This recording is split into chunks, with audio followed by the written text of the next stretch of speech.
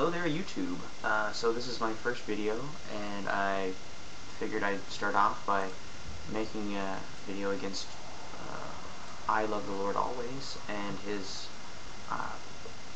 response to Thunderf00t's Rejecting Atheism video, which he called Thunderf00t's Philosophical Inaccuracies. So let's dive right in. The first question that I Love the Lord Always puts forward in the sidebar is he asks, why accept the first part of Descartes' argument and not the rest of it?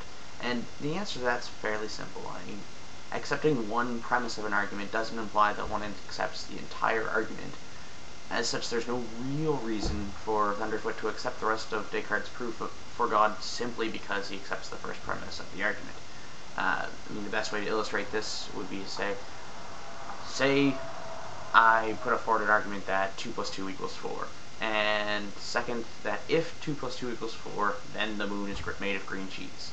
Just because you accept the first premise, that 2 plus 2 equals 4, doesn't mean that you have to accept the second premise, which implies that the moon is made of green cheese.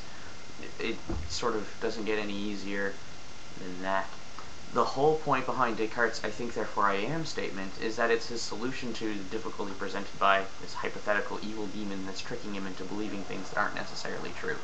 It illustrates 2 points. First, that at least one thing exists, because in order for action to happen, such as thought or doubt or whatever you want to term it, in order for anything to happen, something has to be doing it. And as such, at least one thing exists, which is what Descartes is illustrating. It might not be... I know that I exist. I may not exist in the form that I perceive, but that's incidental. It at least demonstrates that something exists. The second thing that it illustrates is that an evil demon or whatever you can only be deceived with regards to a posteriori truths. A posteriori, man, I can't even talk. Which is things that are true about the external world, things that you know via your senses, via experience, as opposed to a priori truths, which are true by definition.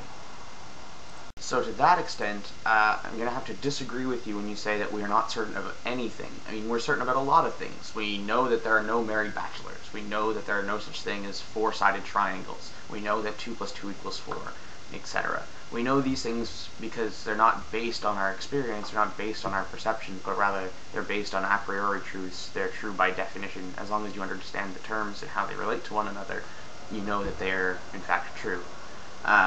Unfortunately for Descartes, his argument doesn't really establish much past that. He tries to make an argument for God, but he fails miserably after the second meditation, which is where he comes up with that I think therefore I am statement. And as such, it's entirely appropriate to say I'm going to accept this one, but no further.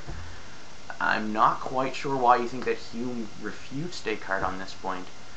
It seems to me, at least, that Hume advances Descartes' argument with regards to his famous argument against induction, wherein he's saying that you can't rely on induction as a reliable, valid means of philosophical reasoning, but that doesn't really refute Descartes so much as extend the notion of the evil demon in that it limits what sort of evidence could possibly be used to get yourself out of external world skepticism.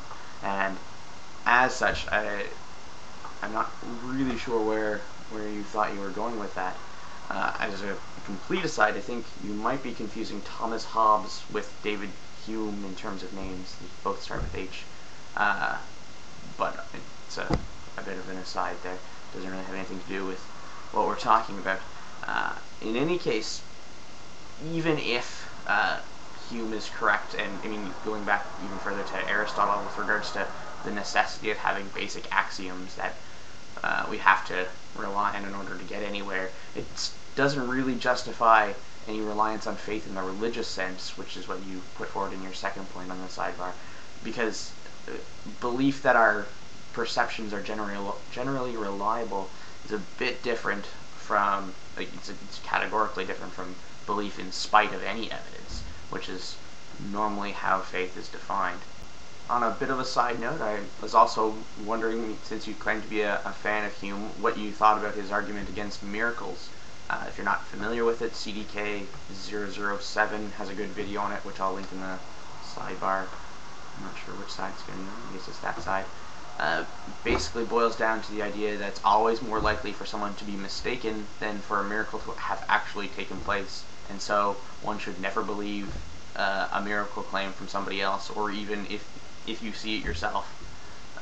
Just, it seemed like that might be something difficult for you if you're indeed a fan of Hume's work. But back on topic. I think you're wrong in your equating Pearl with atheism. It seems to me that Pearl is much more akin to philosophical empiricism, with its foundation in physical evidence and reliance on sense experience for determining truth and that sort of thing. And so it could support either theism or atheism, depending on what evidence presents itself. By just labeling Pearl as atheistic, I think you're missing out on the thrust of his argument, really. And I think you really miss the point with regards to what he's trying to say by misunderstanding the difference between what Pearl is and what atheism necessitates. So, just lastly, for 2 points. First, I think you missed the point again with regards to Thunderfoot. What Thunderfoot was trying to get at when he was bringing up Stalin and Hitler. It wasn't atheism versus religion. It was instead, like, the unifying factor behind all of them was that they did not found their movements or their actions at all with regards to the foundational principles of the scientific method. So the unifying factor wasn't that they were religious or that they were atheistic, but what they weren't doing, which is they weren't Pearlists. They weren't founding their actions on the set of beliefs that Thunderfoot was putting forward. Second, I think that you're wrong with regards to Stalin and his Pearlness, for lack of a better word. Stalin had a great respect for power, and he utilized science and technology, which you deemed Pearl. He utilized science and the scientific method in order to achieve power, but that's not the same thing as saying that he was a Pearlist. Instead, it shows that he understands the usefulness of technology and the benefit of it to his own agenda, but it seems to me that Stalin his position's more founded on power than Pearl. Anyways, I look forward to your thoughts, and I guess that's where I'll finish. See you guys later.